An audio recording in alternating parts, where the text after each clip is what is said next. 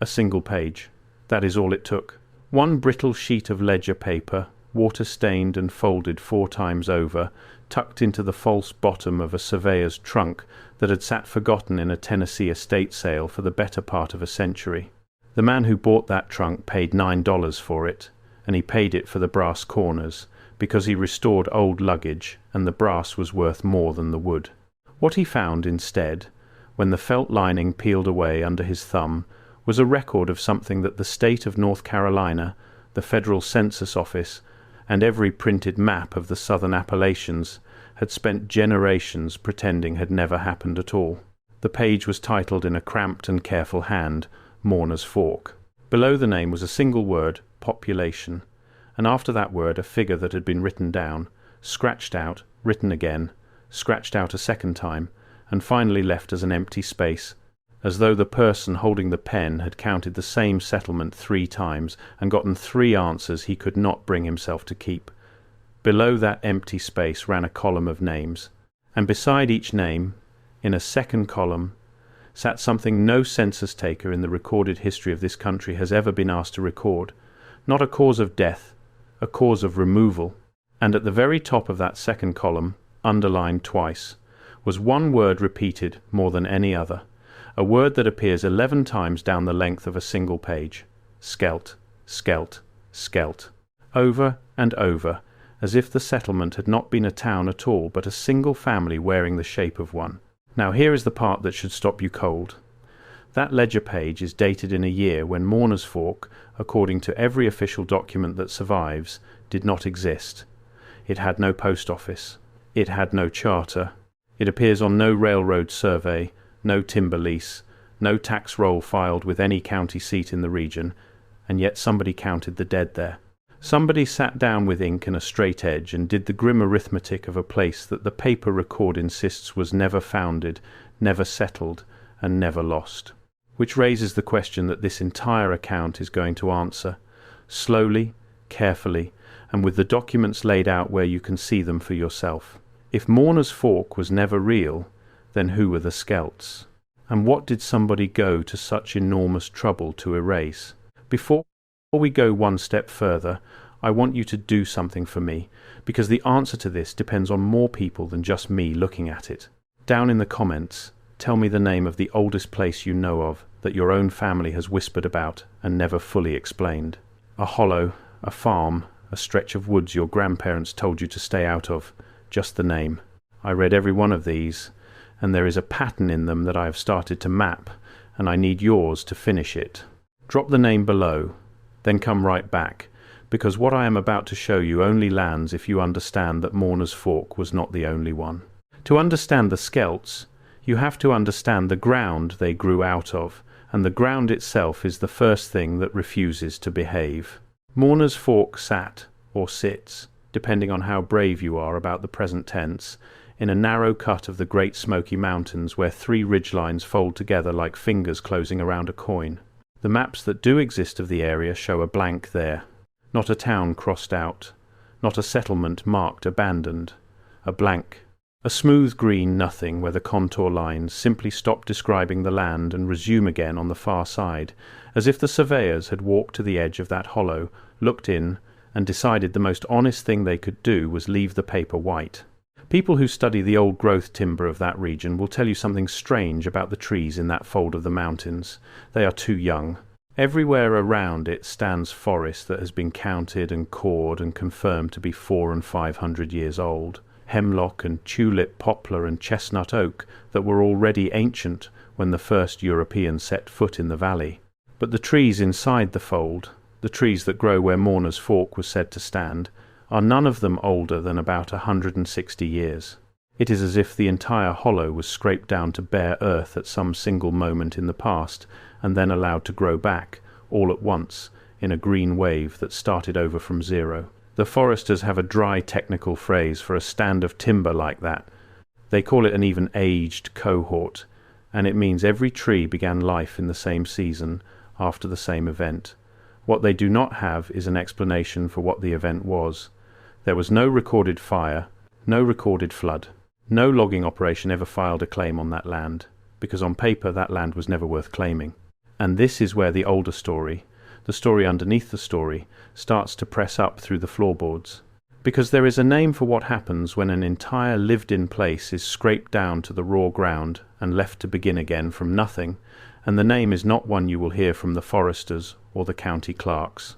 You will hear it only from the people who have spent their lives staring at the seams in the official history of this continent, the people who look at a symmetrical town buried to its second story in packed mud and ask the obvious question that nobody in authority will answer. Where did the mud come from? Those people call it a reset. And whatever a reset is, whether it was water or war or something with no comfortable word attached to it, the fold of the mountains that held Mourner's Fork bears every mark of having gone through one, and then having been quietly, deliberately, folded out of the record afterward, the way you might fold a page in half to hide what is written on the inside. Here is what survives. Not much, and every piece of it had to be pried loose from somewhere it was not meant to be found. There is the ledger page, which we will come back to, because the ledger page is the spine that holds this entire thing upright. There is a bundle of letters, 7 of them, written between 1851 and 1864 by a circuit-riding preacher named Absalom Thorne, who passed through the region 4 times in his life and refused, on the record, to ever pass through a 5th. There is a single tintype photograph, cracked across one corner, showing the front of a mill that no water source in the present-day landscape could ever have powered. And there is a coroner's day book from the neighbouring county, a real one, filed and archived and stamped, in which a real official named Josiah Pruitt recorded, in the margins where nobody would read them, the bodies that were brought down out of that hollow across a span of 11 years and the condition they were brought down in. We will get to the condition. I am not going to soften it for you, and I am not going to pretend it makes for easy listening, because if I clean it up then the whole point of the ledger page is lost. But before we open the coroner's day book, you need to know who Absalom Thorne was, and why a man of God who had ridden his circuit through smallpox camps and murder trials and the burning of whole valleys during the war would look at one hollow in the Smokies and write, in a hand that shakes visibly on the page, that he would sooner ride into the mouth of hell with his eyes open than climb that trail one more time. Because Thorne is the closest thing this story has to a living witness, and Thorne is the man who first wrote down the word that the Skelts used for themselves. He did not learn it from asking.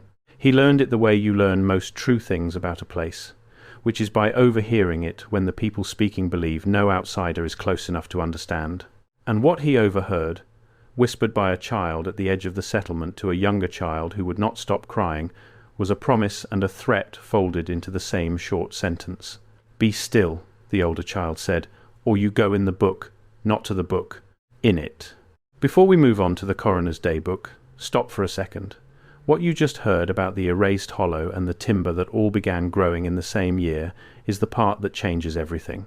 But it only makes sense when you see it written out next to the original ledger page, the blank population count, the scratched out figure. It's all in the document link below. Take 5 seconds right now, grab it, and then come back. Because what comes next builds directly on it. The link is in the description. QR code is on your screen. Absalom Thorne first rode into the fold of the mountains in the autumn of 1851, and by his own account he did not know the place had a name until he was standing inside it. He had been following a game trail toward a settlement he had been told to look for, a scattering of families who had gone up into the high hollows to farm ground, too steep for anyone with better options. Preachers rode those circuits precisely because the people in them were beyond the reach of every other institution. No doctor came, no sheriff came, no teacher, no judge, no taxman willing to make the climb. Only the circuit rider, once or twice a year, carrying the one thing those isolated families still wanted from the world below, which was the assurance that someone remembered they were alive. Thorne had made a career out of being that someone. He was not a man who frightened easily, and he was not a man given to embroidery in his letters, which is exactly what makes those letters so difficult to dismiss. He wrote that he smelled Mourner's Fork before he saw it. Not wood smoke, which he expected, and not the sourness of a hoglot, which he also expected. He wrote that the whole hollow smelled of standing water and old iron, a smell he associated, and I am quoting the sense of his words here, with the inside of a slaughtering shed in the last hour before the men come to clean it. He followed that smell down through a stand of young trees, and he came out at the edge of a settlement that stopped him where he stood. Because Mourner's Fork, this place with no charter and no post office and no legal right to exist, was not a scattering of dirt floor cabins thrown up by desperate hill farmers. It was built. Thorne counted more than 40 structures. He described a mill with a stone foundation cut and fitted so precisely that he could not force the blade of his knife between the blocks. He described a central building, taller than a country church, with a roofline he had no word for, and a set of double doors tall enough, in his phrasing, to admit a mounted man without asking him to bow his head. None of this belonged. That is the first thing that a person schooled in the ordinary history of the southern mountains has to sit with. Dirt-poor families fleeing to unclaimed high ground did not build fitted stone mills and great halls with doors made for something larger than the people using them. They built what they could carry and what they could fell. The architecture of survival is crude, and it is small, and it is thrown up fast against the coming winter. What Thorne walked into was none of those things. It was old, and it was fine, and it was far too large for the number of people living in it, which is the exact signature that the reset investigators point to again and again across the entire continent. A grand and impossible structure standing where the recorded history says there were only savages and wilderness, inhabited by a remnant population that does not build such things and cannot explain how the things came to be there. The people living inside the ruins of something they did not make. The Skelts, when Thorne finally met them, were exactly that. A remnant, living in the bones of a place far greater and far older than themselves, and treating those bones not as a mystery but as a birthright. He described the first Skelt he met as a woman of indeterminate age, tall past the point of what he considered natural for a woman, with a face he kept returning to in his letters because he could not settle on what was wrong with it. The features, he wrote, were arranged correctly, and yet seemed to belong to more than one face at once, as if he were looking at 3 sisters standing in the same spot. This is the detail that the medical readers of Thorne's letters have seized on, because there is a plain and terrible explanation for it, and the explanation is the entire engine of what the Skelts became. When a bloodline folds back into itself for generation after generation, when the same narrow set of families marry only each other across a century of isolation, the faces begin to converge. Everyone starts to look like everyone. The distinctions that make one person recognizable as an individual soften and blur until a stranger walking into the community feels exactly what Thorne felt, which is the vertigo of looking at a crowd and seeing one face wearing many bodies. But convergence of the face was the least of it, and Thorne knew that even in 1851, because on his very first evening in Mourner's Fork he was shown the ledger, not the single page that survives. The whole book, of which the surviving page is all that was ever recovered. The tall woman brought it to him the way another community might have brought out a family Bible, with ceremony, with pride, and she asked him to add to it. She wanted the circuit rider to read the names and bless them. And Thorne, who had blessed 1,000 family registers in his life, opened the Skelt ledger expecting births and marriages and deaths, and found instead a system of accounting that took him the rest of the night to understand and the rest of his life to stop dreaming about. The Skelt ledger was not a record of who had lived and died. It was a record of who had been used, and for what, and by whom. Thorne came to understand this slowly across that first long night, because the system was disguised in the ordinary language of a farm account book. There were columns for stock and columns for yield, columns for what had been given and columns for what had been taken back.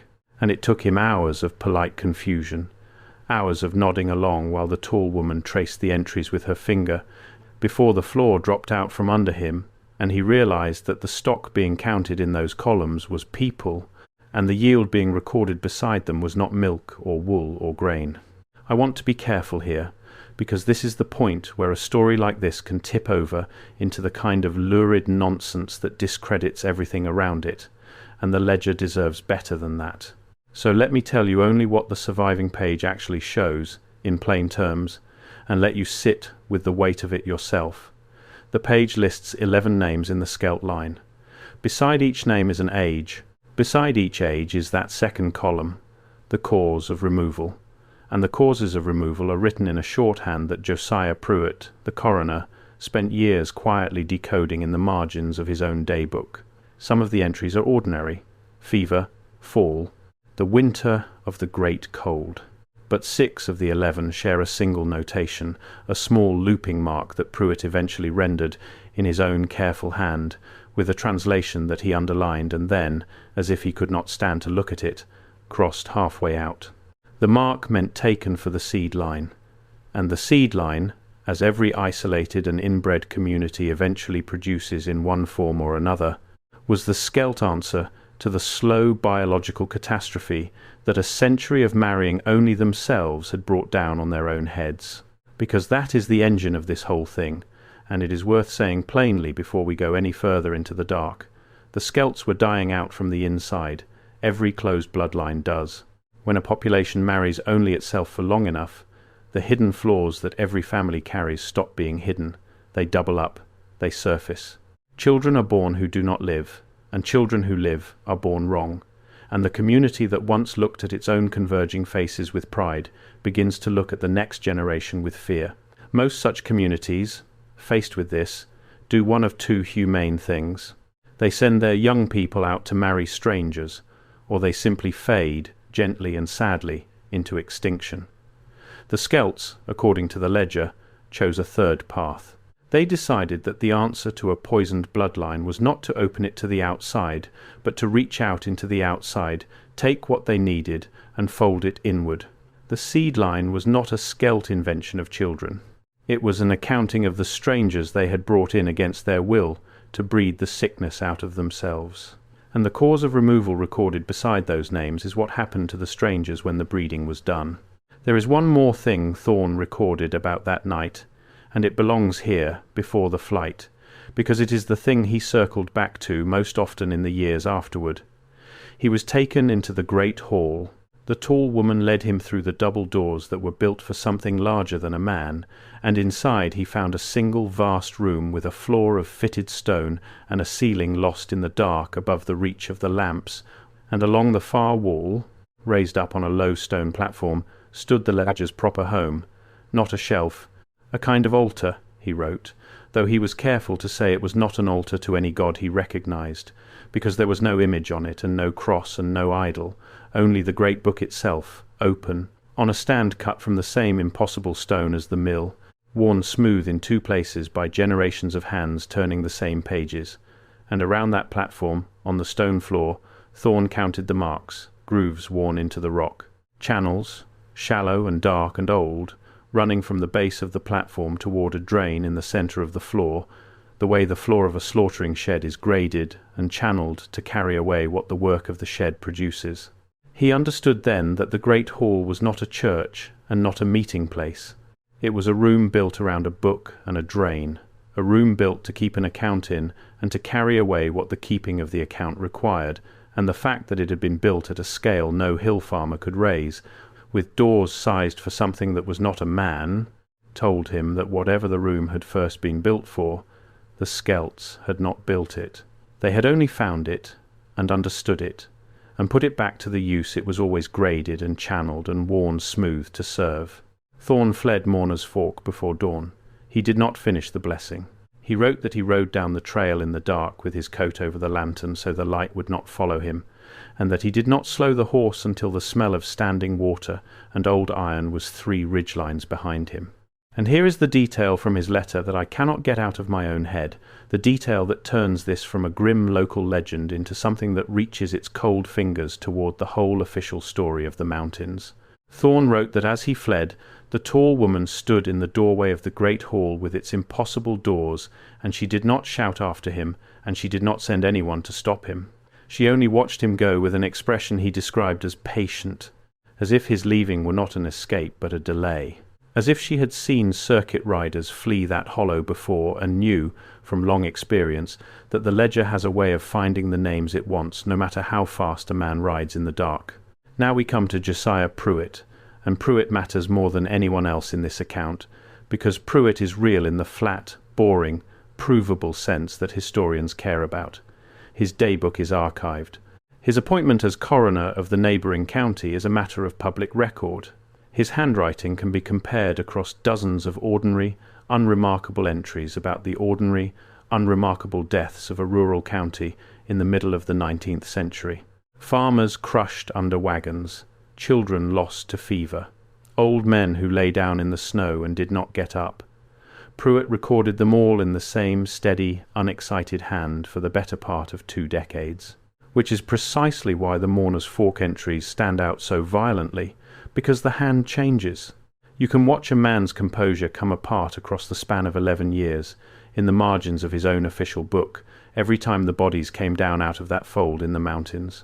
The first one arrived in the spring of 1853, less than 2 years after Thorne fled. Pruitt recorded it as the body of an adult male, unknown, found on the low trail below the Skelt hollow, apparent cause exposure. That is the whole entry, and if that were all there was, we would never have looked twice. But Pruitt was a conscientious man, and conscientious men leave themselves notes, and in the margin beside that first flat official entry he wrote 3 words that he clearly never intended another living soul to read. He wrote, "Not exposure." Below that, smaller, he wrote, "Hands were bound." And below that, smaller still, in letters so cramped they nearly disappear into the crease of the page, he wrote the thing that started him down the road that would eventually consume the rest of his career. He wrote, "This is the 4th. The 4th. In the official record, it was the first body ever to come down from Mourner's Fork. In Pruitt's private reckoning, it was the 4th he knew of, which means 3 others had come and gone before he ever thought to start counting.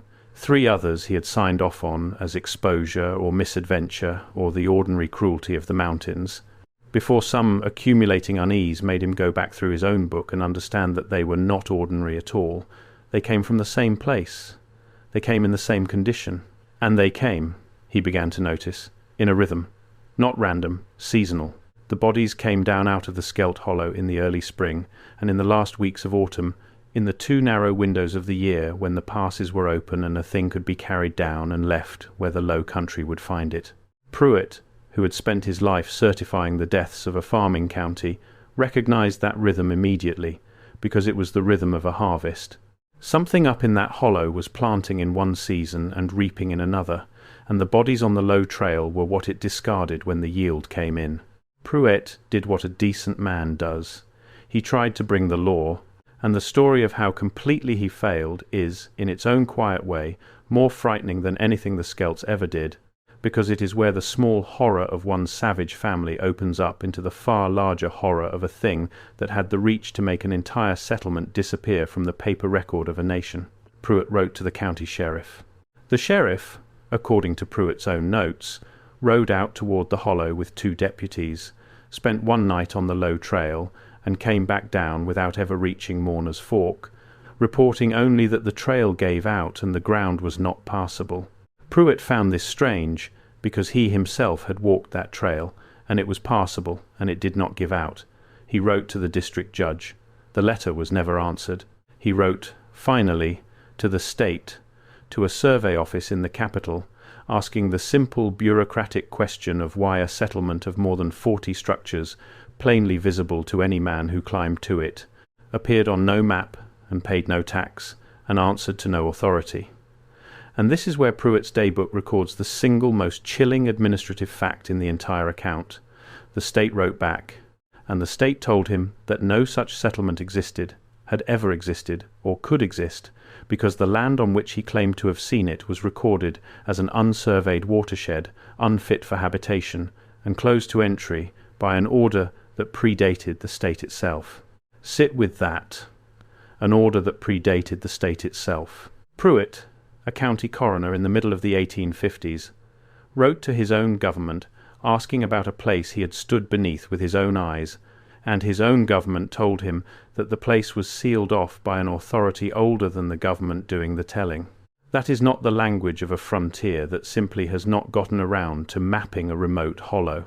That is the language of a cover, an old one, an inherited one, a decision made by someone far up the chain long before Pruitt was born that the fold in the mountains was to remain blank, and that anyone who insisted on filling in the blank was to be told, politely and finally, that there was nothing there to fill. And this is exactly the seam that the reset researchers spend their lives prying at, because it is not unique to Mourner's Fork. It is the pattern, All across this continent, and in truth all across the world, there are places where the official history simply refuses to meet the physical evidence, where grand and impossible structures stand in the record as impossible and yet stand in the ground as fact, where the timber is too young and the mud is too deep and the maps go smoothly, unnaturally blank, exactly where the questions get hard.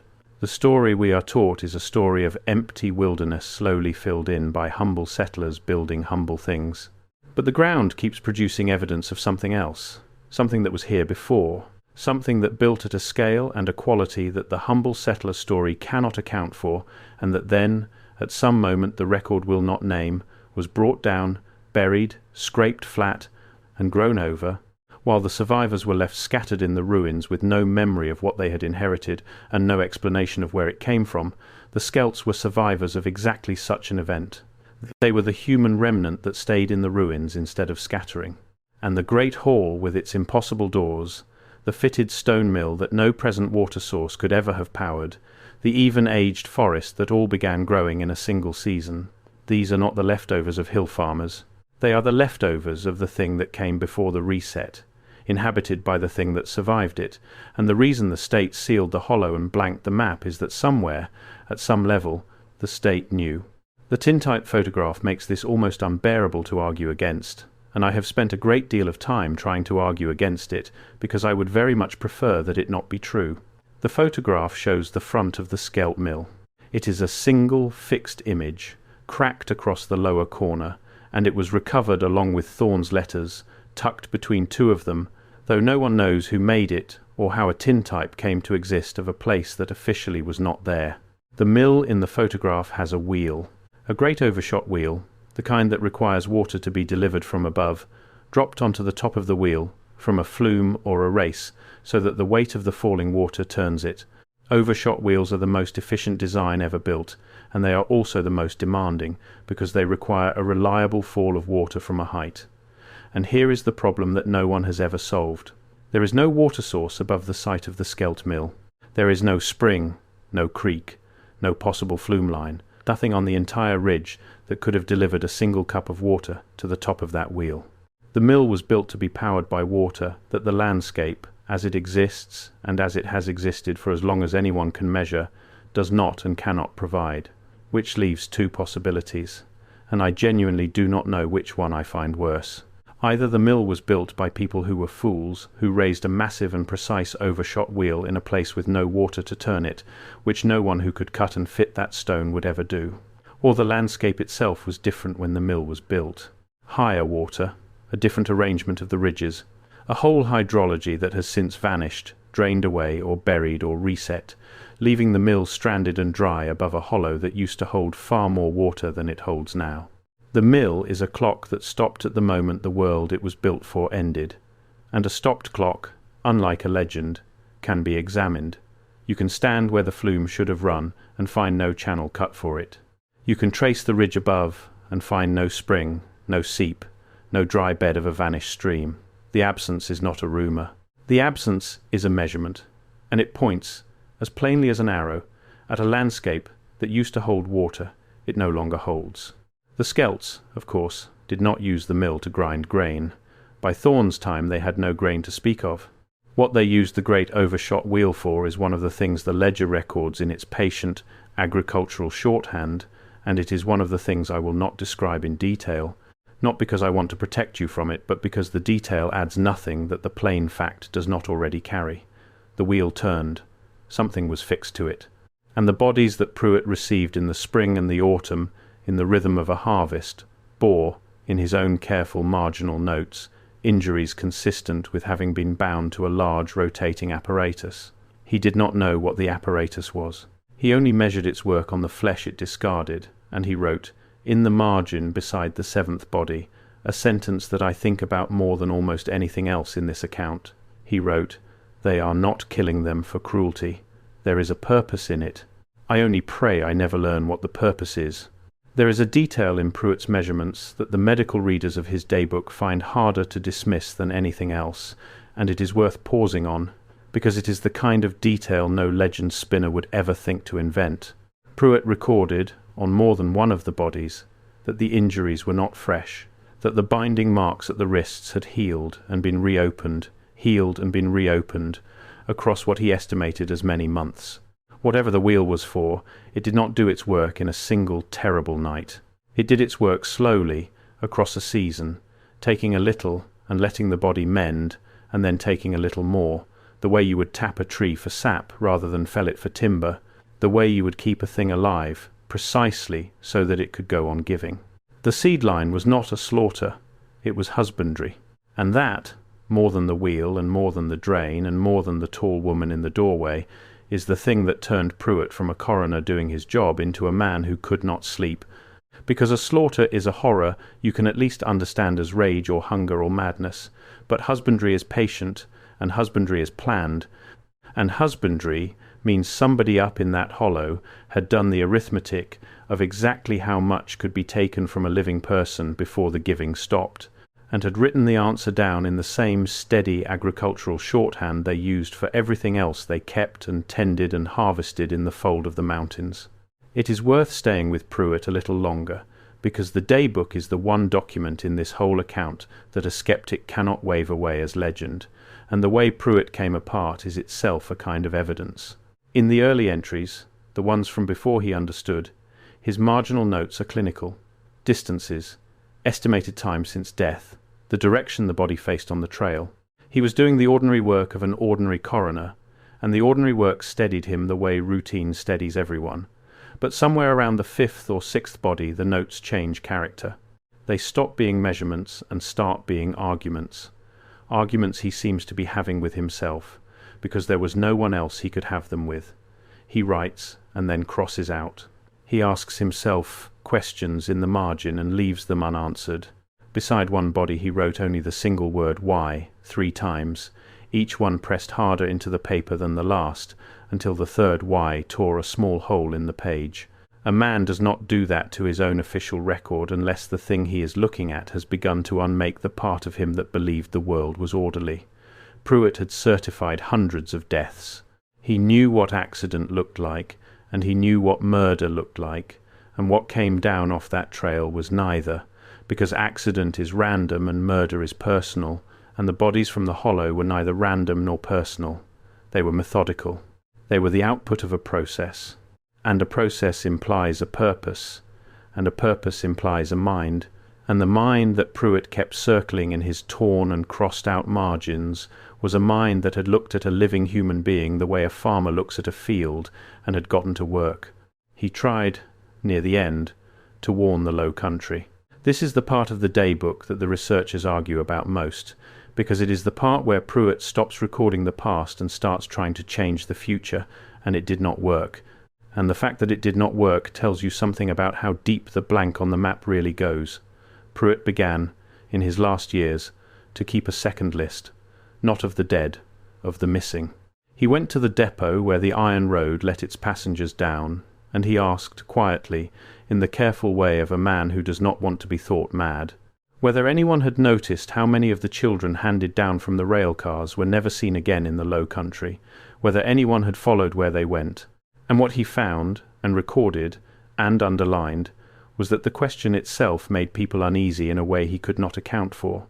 The station-master would not meet his eye. The men who received the children had answers that were too smooth and too quick, answers that had clearly been given before. Pruitt wrote that he came away from the depot with the distinct and terrible impression that everyone in the low country already knew, at some level below the level where knowing is allowed, that the children went up the trail and did not come back, and that the entire arrangement functioned precisely because no one would say so out loud. The blank on the map, he understood at last, was not kept blank by a single distant authority sealing a watershed. It was kept blank by every ordinary person who chose not to ask the obvious question, because asking it would have required doing something, and doing something would have meant climbing that trail. That is the quiet accusation buried in the coroner's daybook, and it is the reason the document is so much heavier than a simple horror story.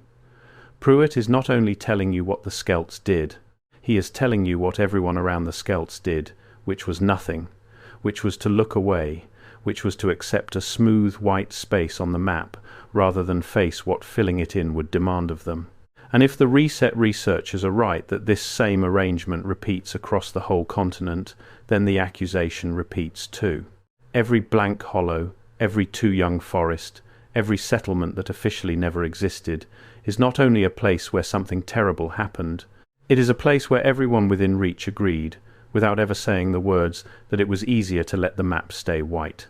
Pruitt could not forgive them for it, and by the end he could not forgive himself either, because he had signed those first bodies out as exposure, as misadventure, as the ordinary cruelty of the mountains, and he had done it because it was easier, and easier is exactly how a thing like the ledger survives from one century into the next.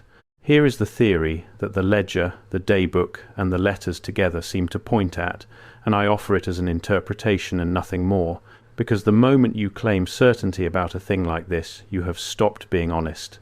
The Skelts believed, or had been taught by whatever generations came before them in that hollow, that the sickness in their blood could be washed out. Not bred out slowly across generations, the way an ordinary community might dilute a bad line by marrying strangers, but washed out, all at once, through the apparatus of the mill.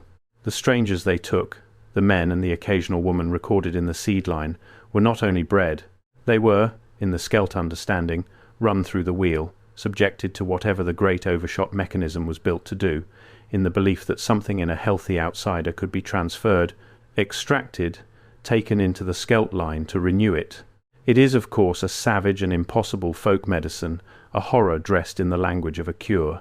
But it is not a random horror. It has a logic, and the logic is the logic of a people who inherited a machine they did not build, in a place they did not make, and who worked backward from the machine to a use for it, the way a child who finds a surgeon's instrument will eventually find a way to make it cut. And where did the strangers come from? This is where the account reaches out and touches the single most disputed thread in the entire tapestry of the erased history, the thread the reset researchers call the orphan question. Because across the very decades that Pruitt was counting bodies on the low trail, this country was moving children, enormous numbers of them, trains of them sent out from the crowded cities into the vast, freshly emptied interior, distributed to farms and settlements and households with almost no record kept of where each individual child ended up. The official story is a story of charity, of orphans given new homes, but the reset researchers look at the timing, at the scale, at the strange coincidence of a continent that was somehow full of orphaned and displaced children exactly when it needed bodies to fill a landscape that had recently, by their reading, been emptied by something catastrophic, and they ask the harder question, where did all those children truly come from, and where, in the thin and broken record, did all of them go? The Skelt ledger does not answer that question for the whole continent, but it answers it for one hollow, because several of the names in the seed line, several of the strangers taken into that mountain fold to feed the wheel and renew the blood, are children, and beside their names, in the same shorthand, is a notation Pruitt translated as brought on the iron road, the railroad. The trains that carried the surplus children of a broken world out into the dark interior and set them down, some of them at the foot of a trail that led up into a hollow that officially did not exist, into the hands of a family that officially had never been. Absalom Thorne learned some of this, not all of it, but enough, because Thorne could not leave it alone. He fled Mourner's Fork in 1851, and he swore never to return, and he kept that particular oath, but he did not stop writing about it, and his later letters show a man circling closer and closer to the truth from a safe distance, the way you might circle a house you know is on fire. He tracked down a woman in a lowland town who had, as a girl, escaped the hollow. She was one of the very few who ever did. Thorne recorded her account with a care that suggests he knew it was the most important thing he would ever set down, and her account is the closest we have to a voice from inside the Skelt line itself. She told him that the family did not think of themselves as people in the way the lowlanders did. They thought of themselves as caretakers, stewards of the hollow and everything in it, the mill and the great hall and the ledger most of all, which they regarded not as a record they kept, but as a living thing they served. She told Thorne that the worst punishment a Skelt child could receive was not a beating and not to be sent hungry. It was to have their name read aloud from the ledger, because to have your name read from the ledger was to be marked, to be moved from the column of those who keep the book into the column of those the book consumes, and she told him the thing that made Thorn stop writing for nearly a year, the thing that appears in his correspondence only once and is never mentioned again. She told him that the tall woman in the doorway, the matriarch who had watched him flee, was not the first tall woman to stand in that doorway, and would not be the last, and that the Skelts believed, with total and untroubled certainty, that she had already stood there for longer than the settlement below had existed. That she was, in some sense, the girl could not explain and Thorn could not accept, the same woman who had greeted the first strangers off the first iron road, and the same woman who would greet the last. The girl told Thorn one more thing, and it is the detail that the researchers who have lasted longest on this case keep returning to, because it is the one piece of the account that reaches out of the past and lays a cold hand on the present. She said that the Skelts did not fear death the way the lowlanders did, because the Skelts did not believe that a name, once written in the ledger, ever truly left it. A person could die, a body could be discarded down the low trail, but the name stayed in the book, in the column of those the book had consumed, and as long as the name stayed in the book the person was, in the Skelt understanding, still being kept, still being counted. Still, in some sense the girl could not put into lowland words, at work in the hollow, turning with the wheel, feeding the line.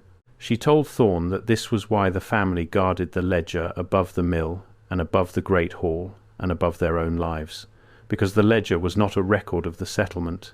The ledger was the settlement. The stone and the timber and the impossible doors were only the body the settlement wore. The book was the thing itself, and as long as the book survived, the girl said, Mourner's fork survived, whether or not a single Skelt drew breath in the fold of the mountains. Thorn wrote that he had asked her, gently, what would happen if the book were destroyed, and he wrote that the girl had looked at him for a long moment with an expression he had seen only once before, in the doorway of the great hall, on the face of the tall woman watching him flee, and she had said that the book could not be destroyed, because a page of it was always kept somewhere the destruction could not reach, folded small, hidden in the dark, waiting, and that, as long as one page survived, the count could be resumed. Sit with that against everything you already know. A page of it is always kept somewhere the destruction could not reach, folded small, hidden in the dark, waiting. The girl said that to Absalom Thorn in a lowland town more than 170 years ago, describing a belief her family held about the indestructibility of their own terrible book. And more than a century later a man paid $9 for a surveyor's trunk and peeled back the felt lining and found a single page of the Skelt ledger, folded small, hidden in the dark, waiting exactly as the girl had promised. A page would always be waiting. Either the girl told Thorn a superstition that happened, by pure chance, to describe with perfect accuracy the survival of a document neither of them could have known would surface a century in their future, or the girl was telling him something true about how the ledger works, something the Skelts understood and the lowlanders did not, which is that the book was built to survive its own settlement, that the reset which scraped Mourner's fork to raw earth was never a danger to the ledger at all, because the ledger had already done what it always does before the raw earth ever came, which is to shed a single page into a hidden place and wait for the kind of curious hand that would, eventually, inevitably, pry it loose and resume the count. That is why the surveyor's confession matters so much, and why it is the coldest thing in this entire account. Because the page was not saved by a Skelt. It was filled in and hidden by an agent of the very authority that scrubbed the hollow from the map, which means the authority that erases these places, and the belief the Skelts held about their own book were not in conflict. They were doing the same work. The eraser drew the map blank and folded the page into the false bottom. The family believed a page would always be kept somewhere the destruction could not reach. And both of them, the distant power with its empty charts and the remnant family with its terrible ledger, agreed on the one thing that should frighten us most, which is that the count is never meant to end. It is only meant to pause. The reset is a fallow season. The blank on the map is a field resting between crops, and the single surviving page, folded small in the dark, is the seed kept back from the harvest, so that when the pass is clear and the iron road runs again, there will be a number to resume, and a book to resume it in, and a hand, somewhere, patient as the silence in the fold of the mountains, waiting to pick up the pen. Pruitt never got his reckoning. That is the hard, unsatisfying truth of it. He counted 11 bodies across 11 years, and he built, in the margins of his daybook, the most complete case anyone would ever assemble against the Skelts, and it came to nothing because there was no authority willing to receive it. His last relevant entry is dated in the autumn of 1864, and it is not about a body, it is about the trail. Pruitt wrote that he had gone up himself, finally, an old man by then, determined to see the hollow one last time and to look the thing in the eye before he died, and Pruitt wrote that he could not find it. Not that it was abandoned, not that it was empty, that it was not there. He wrote that he walked the trail he had walked a dozen times, that he came to the fold in the mountains where 3 ridgelines close together like fingers around a coin, and that he stood in the place where more than 40 structures should have stood, where the great hall and the fitted mill and the impossible wheel should have loomed above him, and there was nothing. Young trees, bare ground beneath them, recently bare, the soil still raw, and a silence so total that he wrote he could hear his own blood moving. Mourner's Fork was gone, scraped down to the raw earth and left to begin again from zero, in a single season, exactly as the fold in the mountains had so plainly been scraped and reset at least once before. What scrapes an entire settlement of more than 40 stone and timber structures down to raw earth in a single season, and leaves no fire scar, no flood debris, no wreckage, no bodies, nothing but bare ground and the first green shoots of a forest starting over? That is the question that hangs over the empty fold in the mountains, and it is the question that the ordinary history has no answer for, because the ordinary history does not even admit that there was anything there to remove. The reset researchers have their answers, and their answers are not comfortable, and I am not going to pretend to you that I can prove any of them. Some of them say water, a wall of it, released or arrived from somewhere the geology no longer shows, the same drowning event they see written into buried cities and mud-choked first floors all across the world. Some of them say fire of a kind that leaves no ash, energy rather than flame, a thing the record cannot name because the people who survived it were not permitted to keep the word for it. And some of them, the ones who have looked longest and slept least, say something simpler and worse. They say that the fold in the mountains has been reset before, and was reset again in that autumn of 1864, by the same authority that sealed the map and told Pruitt there was nothing there, because the thing in the hollow had done what it always does, which is to grow, to reach, to send its bodies down the low trail and its need out along the iron road, until it drew the attention of the older power that has always kept it pruned. On this reading, Mourner's Fork was not destroyed, it was harvested, cut back to the root like a thing that is meant to grow again, tended across the centuries by a gardener we are not allowed to see, in a garden we were told was only empty wilderness. The trees settle at least the smallest part of the argument, and they settle it in favour of the impossible. When the dendrochronologists finally cored the even-age stand in the fold, working from a sample smuggled out by someone who did not entirely trust why he had been asked to leave it alone, they found what the reset researchers had predicted, and the official record cannot explain. Every tree in that hollow began its life in the same narrow span of years, in the middle of the 1860s, exactly when Josiah Pruitt climbed the trail and found bare, raw ground where a settlement had stood a season before. No forester will tell you that on the record, because the record does not permit it, but every one of them who has cored that stand has come down the mountain quieter than he went up. The forest is a scar. It is the physical, countable, ring-by-ring proof that at one precise moment the entire hollow was reduced to naked earth and then allowed, or made, to grow back. The trees cannot tell you what did it, but they can tell you, beyond any argument, that it was done all at once, and that it was done at the exact moment the human record insists nothing happened at all. And a forest, unlike a ledger, cannot be pried loose and carried off and hidden in the false bottom of a trunk. The forest is still there. Anyone brave enough and foolish enough to climb into that fold can put their own hand on the proof. So, how did the ledger survive? If Mourner's Fork was scraped to nothing, if the great hall and the mill and the whole book of accounts went down into the raw earth with everything else, how did one single page of the Skelt ledger come to rest, folded 4 times over, in the false bottom of a surveyor's trunk, to be found more than a century later by a man who only wanted the brass? The answer to that is the loose thread that unravels the last of the comfortable version of this story, because the answer is that somebody carried it out on purpose. Somebody took a single page from the Skelt ledger before the hollow was reset, folded it small, and hid it where it might be found by exactly the wrong kind of curious person 100 years down the line. And when the researchers finally matched the handwriting on that page against every sample they could gather, they did not match it to a Skelt. They matched it to a surveyor. A state surveyor, one of the very men sent out to draw the maps that leave the fold in the mountains smoothly, deliberately blank. The page was not filled in by the family that kept the ledger. It was filled in by an agent of the same authority that sealed the hollow and lied to Pruitt and pruned the settlement back to the root. The population count that was written, scratched out, rewritten, scratched out, and left blank was not the family struggling to count itself. It was the surveyor struggling to decide how much of the truth to record before the erasure, and finally deciding to record almost none of it, to leave the number blank, to note only the 11 names and their 11 causes of removal, and to hide the single page like a confession he could not bring himself to either destroy or deliver. That is the part that should keep you up tonight, if any of it does. Not the wheel, not the seed line, not even the tall woman in the doorway who they say has always stood there. It is the fact that the erasing hand and the recording hand belong to the same body. That the authority which scrubs these places from the map is also, at some level, keeping the account.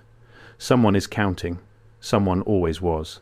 The surveyor who blanked the population of Mourner's Fork sat down first and wrote every name, every age, every cause of removal, and only then folded the truth into a false bottom and walked away to draw an empty map over the top of it.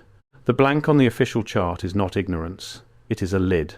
And under the lid, in the dark, in the false bottoms, and the crossed-out margins and the crease lines where the cramped letters nearly disappear, the real ledger has been sitting the whole time, waiting for a man to pay $9 for the brass and pry it loose by accident. I told you at the start of this that the pattern is bigger than one hollow, and that I needed your names in the comments to finish mapping it, and now I can tell you why. Because the man who found the trunk did not stop at finding it.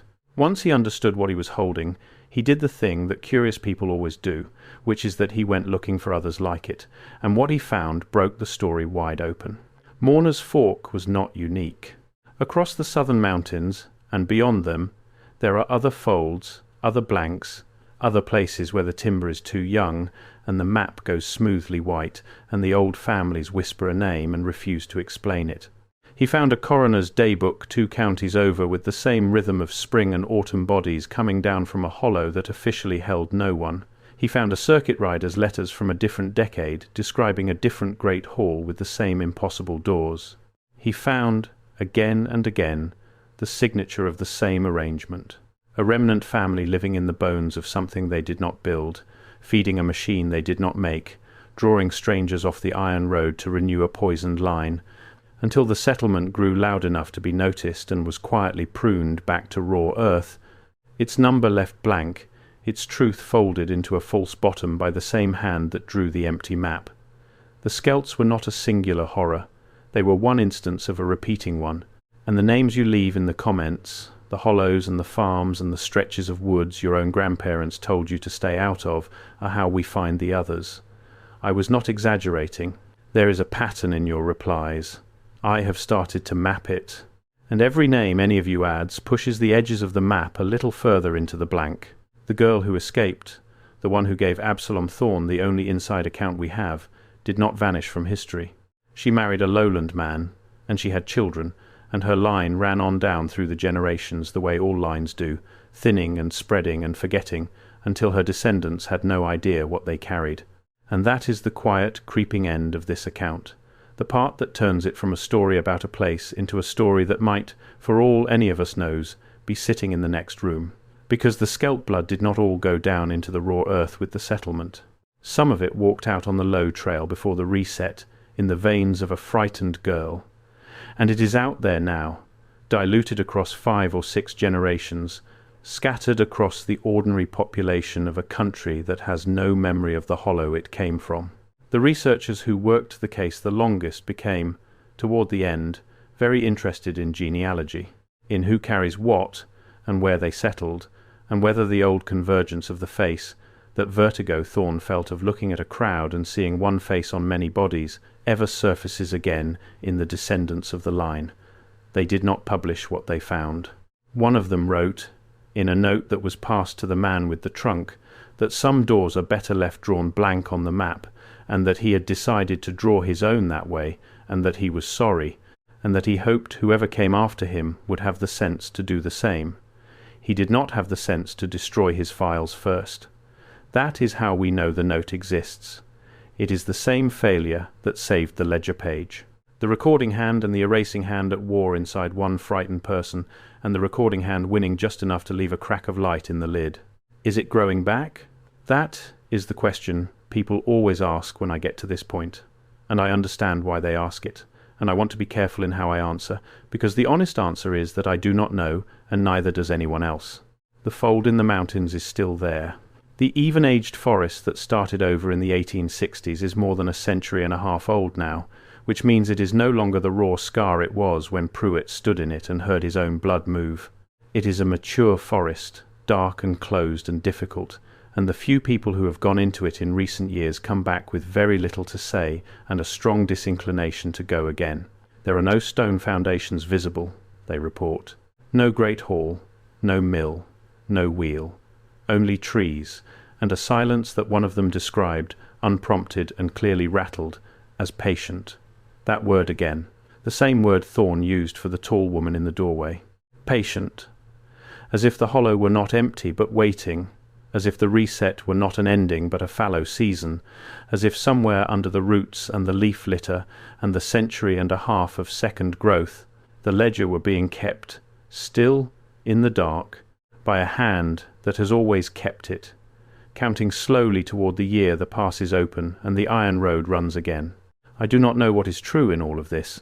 I want to say that clearly, because I have laid a great deal in front of you and I have my own suspicions, but suspicions are not proof, and the one thing this account has taught me above everything else is to distrust anyone who is too certain about a place that has been so carefully made to disappear.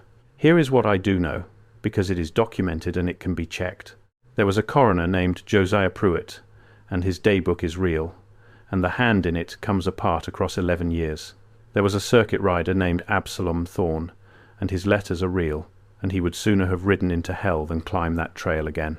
There is a fold in the great Smoky Mountains where the map goes blank, and the trees all began growing in the same season for reasons no forester will explain. And there is a single page of ledger paper, folded 4 times over, filled in by the same authority that drew the empty map, listing 11 names and 11 causes of removal, with a population count that someone could not decide whether to record, and finally left as an empty space. Everything else is interpretation, but the page is real. The page is the thing that will not fold back down into the blank no matter how many times someone tries to scratch out the number. And the page is why we are still talking about the Skelts of Mourner's Fork at all, more than a century and a half after the number went blank. Let me take you inside one name on the page, because 11 names in a column is an abstraction, and the whole reason the ledger matters is that it refuses to let the dead stay abstract. The third name down is a boy. Pruitt's cross-referencing, done years after the fact from the marginal notes he had scattered through his daybook, matched that name to a body he had received on a raw morning in the early spring of 1857, and the entry he made in the official book that morning is a single flat line about an unidentified male child found on the low trail, apparent cause exposure. But in the margin, in the private hand that comes apart a little more each year, Pruitt wrote the things the official book was not allowed to hold. He wrote that the child had come off the iron road the previous autumn, because he had seen the child himself at the depot in a group of thin, quiet children being handed down from a rail car into the keeping of strangers, and he had thought nothing of it at the time, because it was a common sight, and a supposedly charitable one. He wrote that he remembered the child specifically because the child had not cried, and had not fought, and had only looked back at the mountains with an expression Pruitt could not read. And he wrote that when the same child came down the low trail the following spring, no longer alive, bearing the marks that all of them bore, Pruitt understood for the first time the full shape of what he was standing at the bottom of. Not a family that occasionally turned violent, a supply chain, a thing with an intake and an output, with a season for receiving and a season for discarding, that reached all the way from the crowded cities of the coast, out along the iron road, into the dark interior, and up a trail into a hollow that officially did not exist, to feed a wheel that officially was never built, in a settlement that officially was never founded. The boy was the whole system rendered down into one small body on a cold morning, and Pruitt kept his name when the state would have preferred the boy be nothing but an unidentified male, apparent cause exposure, one more blank filled with white. That is the true horror of the ledger, and it is worth naming plainly before we close, because it is a horror that outlives the Skelts entirely. The Skelts were savage, and the wheel was monstrous, and the tall woman in the doorway is the stuff of the oldest nightmares we have. But the Skelts, in the end, were only a remnant, scrabbling in the ruins, working a terrible folk medicine on a poison in their own blood, too isolated and too broken to be anything more than a local evil confined to one fold in the mountains. They could be climbed to. They could be counted. A coroner with a daybook and a shaking hand could, in principle, have brought the law up that trail and ended them. What could not be climbed to, what could not be counted, what turned a local evil into something that reached across a continent, was the arrangement above them. The authority that sealed the map, that told a coroner an order older than the state forbade entry to a watershed he had walked with his own feet, that ran the iron road that carried the children into the dark and drew the empty chart over the top of the whole thing when the harvest was done. The Skelts did not scrub themselves from history. They did not have the reach. Someone did it for them. Someone who has been drawing these places blank on the map for a very long time. Someone who counts the dead first and erases them second, and folds the count into a false bottom in case it is ever needed again. The Skelts were the crop. The blank on the map is the field. And the hand that keeps the ledger is the one thing in this entire account that we have never once seen, and that has never, in all the centuries the reset researchers can trace, stopped keeping it. There is one more thing in Thorne's letters, and I have saved it for the end, because I did not want it hanging over everything else, colouring how you heard the rest. In the last letter he ever wrote about Mourner's Fork, an old man decades removed from that single terrible night, Absalom Thorne wrote that he had come to believe the tall woman let him leave on purpose, that she could have stopped him, and did not, and that the patient expression on her face as he fled was not the disappointment of a predator losing a meal, but the calm of a keeper letting a page slip free on purpose. Thorne came to believe, at the end of his life, that he had not escaped the ledger at all, that he had been permitted to carry the story of it down the mountain and out into the world, because a ledger that no one fears is a ledger that has lost its power, and the surest way to keep the fear alive across the generations, in the long fallow seasons between one harvest and the next, is to let one terrified witness ride down into the low country every so often and tell everyone he meets exactly what waits at the top of the trail. Thorne wrote that he had spent 40 years being the tall woman's messenger and had only realized it at the end. And then he wrote the last line he ever set down about the Skelts, and it is the line I want to leave with you, because it is the line that turns this from a story you watched into a story you are now, whether you like it or not, a part of. He wrote, "I have told it as I was meant to. Now it is told to you, and the telling is how it travels, and the travelling is how it waits. And God forgive me, I have done exactly what she stood in that doorway and let me go to do." So the page is real, and the forest is real, and the daybook and the letters are real, and everything else is the interpretation of people who have stared too long into a blank that was very carefully drawn to keep them out. Maybe the Skelts were only an inbred mountain family whose cruelties grew a legend the way a wound grows a scar, and the rest is coincidence and pattern hunger and the human need to find a keeper behind the emptiness, maybe. But there is a fold in the great Smoky Mountains where 3 ridgelines close like fingers around a coin, and the trees inside it all began growing in the same season, and the map goes smoothly, deliberately white, exactly there, and somewhere under the second growth and the leaf litter, a single scratched-out number is missing from a page that someone could not bring himself to either finish or burn. And if you ever find yourself on a trail up there, and the smell of standing water and old iron comes up out of the ground, and the silence starts to feel less like emptiness and more like patience, then you will understand. better than any letter or ledger could ever make you understand, exactly why a man would pull his coat over the lantern and ride down into the dark and swear on everything he had never to climb that trail again. The man who paid $9 for the trunk did not sleep well after he understood what he was holding, and I do not blame him. He told the researchers who eventually found their way to him that the worst part was not the content of the page, terrible as it was, but the growing certainty that finding it had not been an accident. He had bought the trunk at random, from an estate sale he attended on a whim, from a family who had no idea what was in the false bottom because the false bottom had been made by a hand that was not theirs.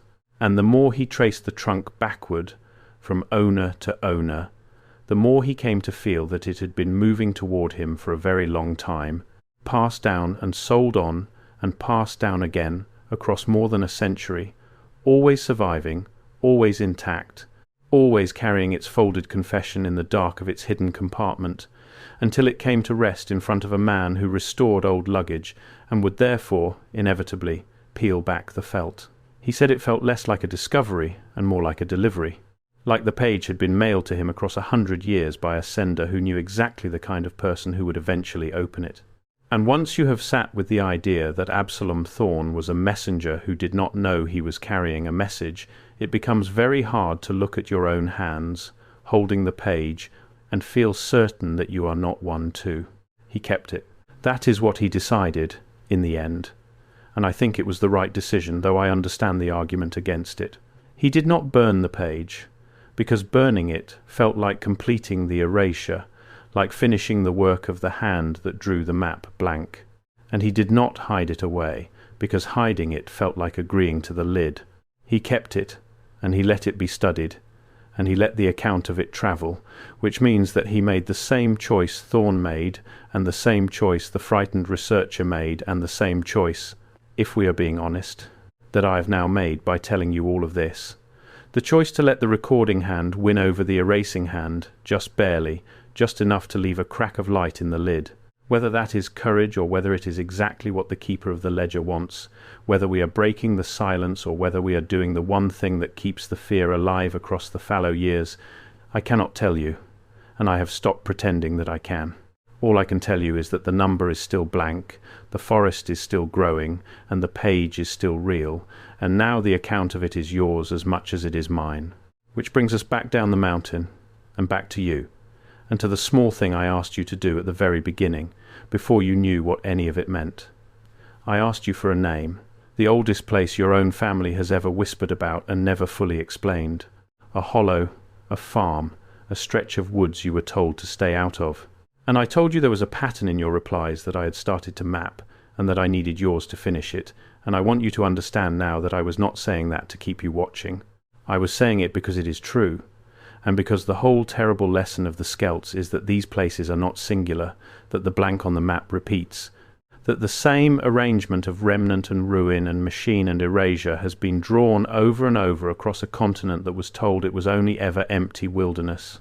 Every name you leave is a point on a map that someone worked very hard to keep white, so leave it. In the comments, right now, before you click away, and the account folds back down into the blank the way it is designed to, the name and the county if you know it, and one line about what your family said. That is all. I read every single one, and I mean that. And the map grows a little every time one of you is brave enough to fill in a piece of it that was supposed to stay hidden. And if this account has done to you what it did to me, if you feel that particular cold that comes from realizing the empty places on the map are not empty because no one was there, but empty because someone made them so, then do the one thing that turns a feeling into a foothold. The full ledger page, the coroner's marginal notes, the transcription of Thorne's letters, and the map of the folds we have found so far are all laid out in the document linked below this account. Not a teaser. The real thing, the scratched-out number and the 11 names and the causes of removal, set out where you can read them with your own eyes and decide for yourself what you are looking at.